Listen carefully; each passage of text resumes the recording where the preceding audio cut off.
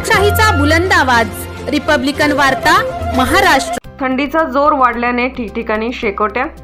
थंड वातावरणात शेकोटी हा एकत्रपणे संवाद साधण्याचे ठरत आहे माध्यम।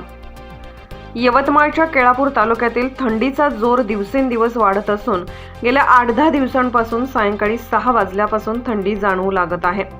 यामुळे बाजारपेठांमधील गर्दी लवकर कमी होत असल्याचे चित्रही दिसून येत आहे। थंडीपासून बचाव करण्यासाठी ठिकठिकाणी शेकोट्या पेटवल्या जात आहेत। अशा शेकोट्याजवळ बसून ऊब घेण्याचा आनंद मित्रमंडळ आणि लहान मुलांपासून मोठ्यांपर्यंत सर्वजण घेत आहेत।